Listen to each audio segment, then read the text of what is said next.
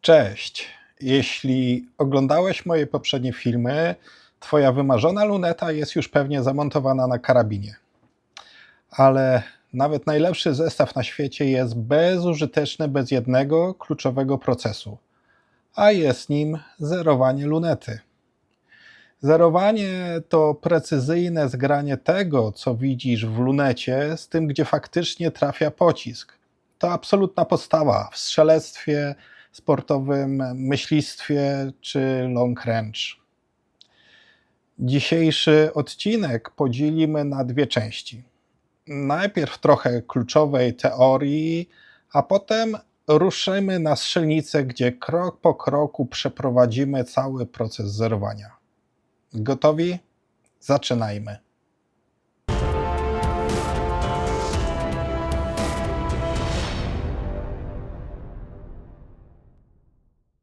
Pierwsze kluczowe pytanie. Na jaką odległość zerować broń? Zasada jest prosta. Broń zeruj na takim dystansie, na którym najczęściej strzelasz. Strzelasz z bocznego zapłonu na zawodach na 50 metrów, zeruj na 50 metrów. Strzelasz ze swojego AR-15 na strzelnicy klubowej, która ma 100 metrów, wybierz 100 metrów. Na polskich zawodach long range strzelamy zazwyczaj trójbój na 300, 600 i 800 metrów. Logika podpowiadałaby więc zerowanie broni na 300 metrach. Mimo to ja swoje karabiny centralnego zapłonu zawsze zeruję na 100 metrach. Dlaczego? Już tłumaczę. Na 300 metrach nawet lekki, niezauważalny wiatr może przesunąć punkt trafienia o kilka, a nawet kilkanaście centymetrów. Istnieje więc ryzyko, że zerując w takich warunkach od razu nieświadomie wprowadzisz błąd. Na 100 metrach ten problem praktycznie nie istnieje. Wpływ wiatru na szybki pocisk kalibru 223 albo 308 jest pomijalny. To daje nam pewne, czyste i powtarzalne zero, które jest idealną bazą do obliczania poprawek na dalsze dystanse. W jeszcze lepszej sytuacji są strzelcy klasy Magnum. Ich amunicja ma tak wyśrubowane parametry, że nawet na 300 metrach nie widzą efektu lekkiego wiatru. Tak więc jeśli masz Magnum, w spokojny dzień możesz zaryzykować zerowanie na 300 metrach. Ok, gdy mamy już wybrany dystans, potrzebujemy tarczy. Możesz użyć zwykłej sportowej, ale jeśli chcesz zrobić zerowanie szybko i bezbłędnie, użyj tarczy do zerowania z siatką korekcyjną. Jak to działa? W poprzednim filmie mówiłem o jednostkach MOA i milsach. Tarcze do zerowania mają nadrukowaną siatkę dokładnie w tych jednostkach. Tarcze MOA najczęściej co 1/4 MOA, a tarcze w milsach zazwyczaj co 1/10 milsa. Jak pamiętamy, odległość kątowa na tarczy zmienia się razem z odległością tarczy od strzelca. 0,1 mil na tarczy odległej o 100 metrów będzie równe 1 centymetrowi, ale na tarczy odległej o 300 metrów będzie to już 3 centymetry. Dlatego tarcze do zerowania są wyskalowane do konkretnego dystansu.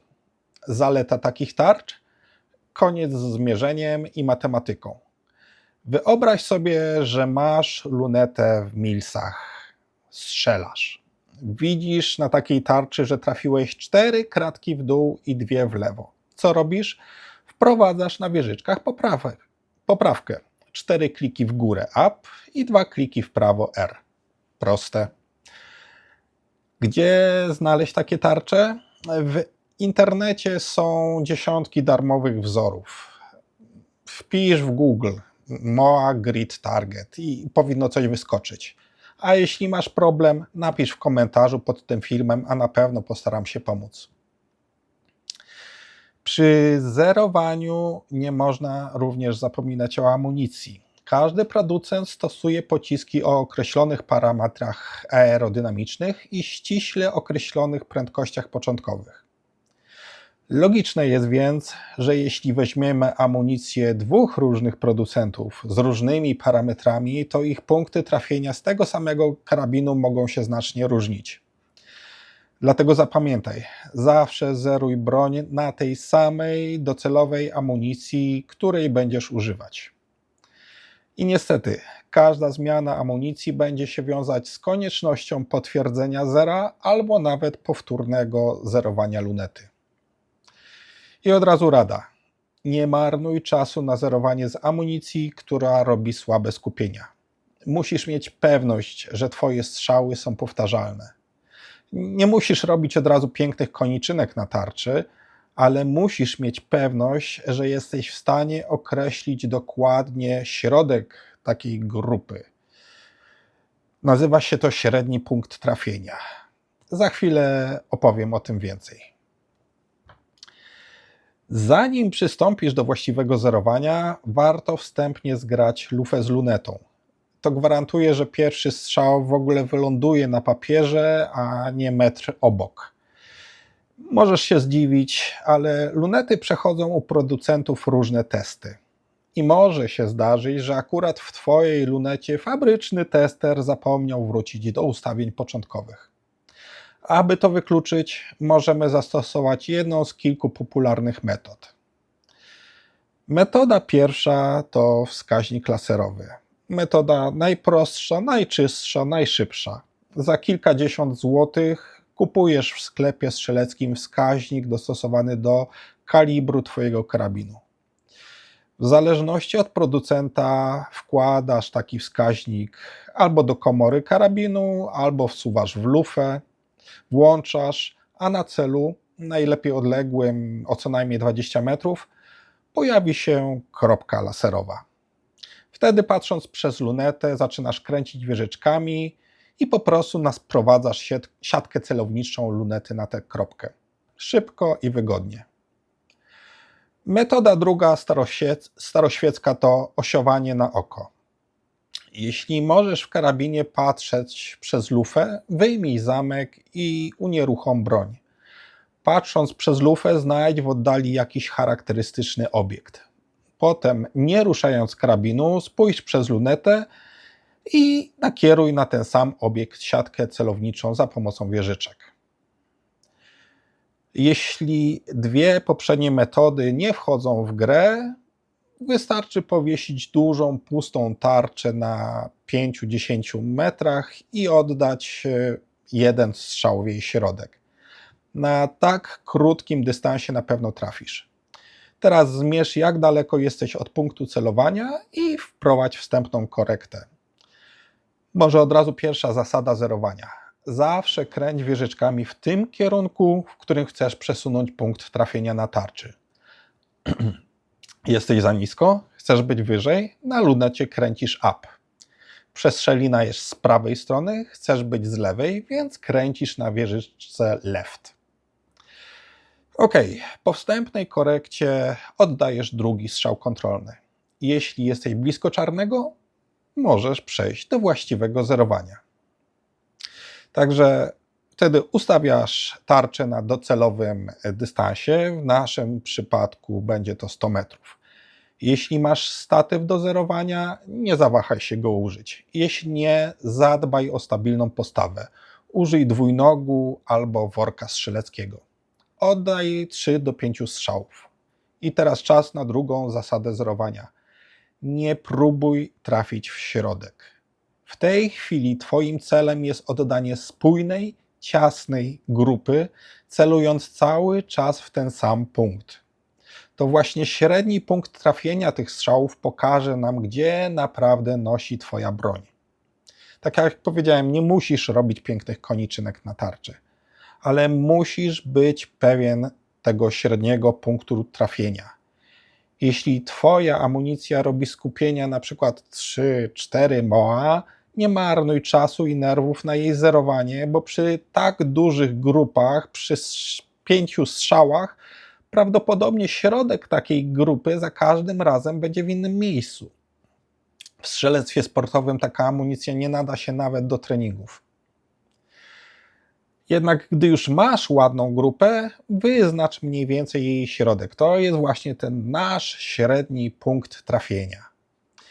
I teraz zobacz, gdzie on jest w stosunku do punktu celowania. W przypadku tarczy z siatką sprawa jest prosta. To ona wykonuje za nas całą robotę. Po prostu policz kratki. Dla przykładu, twój średni punkt trafienia jest 6 kratek w prawo i 4 kratki w dół od centrum. A więc na wieżyczkach wprowadzasz poprawkę 6 klików w lewo i 4 kliki w górę. Koniec. Jeśli używasz zwykłej tarczy, no to potrzebujesz linijki i prostej matematyki. Idziesz do tarczy i mierzysz. Załóżmy, że średni punkt trafienia znajduje się 6 cm poniżej i 3 cm w prawo, a ty akurat zerujesz lunetę w moa z klikiem 1/4 moa. By obliczyć korektę pionową, musisz podzielić te 6 cm przez wartość 1 moa na 100 metrach, czyli 2,91 cm. W tym wypadku wychodzi nam w przybliżeniu 2 moa. Musisz więc podnieść punkt trafienia o 2 moa. Skoro 1 moa na twojej lunecie to 4 kliki, potrzebujesz 2 razy 4, czyli 8 klików do góry. Tak samo robimy z korektą poziomu. Dzielimy 3 cm przez 2,91, co daje nam w przybliżeniu 1 moa. Musimy więc przesunąć punkt trafienia o 1 moa w lewo, potrzebujemy więc 4 kliki na left. Ok, po wprowadzeniu korekt na wieżach, czas na test potwierdzający. Celując znowu w ten sam środek tarczy, oddaj kolejną staranną serię 3 do 5 strzałów. Jeśli dobrze wszystko policzyłeś, to tym razem przestrzeliny powinny znaleźć się idealnie w centrum. Jeśli są bardzo blisko, ale nie perfekcyjnie, możesz wprowadzić finalną, drobną poprawkę 1 czy 2 klików. Gdy jesteś w pełni zadowolony z efektu, czas na ostatni, bardzo ważny krok, czyli wyzerowanie samych wieżyczek. Większość lunet pozwala na poluzowanie wieżyczek. Ustawienie jej skali na 0 bez zmiany nastawy, a następnie jej powtórne zablokowanie. Dzięki temu wiesz, że jesteś w swoim punkcie celowania, punkcie 0 i stąd z tego punktu możesz wprowadzać świadomie poprawki na inne dystanse. Później pokażę to na żywo. Gdy już znamy teorię, pojedźmy więc na strzelnicę i zobaczmy, jak to wygląda. Mam kompletnie nowy karabin z kompletnie nieznaną mi amunicją, więc może być trochę zabawy.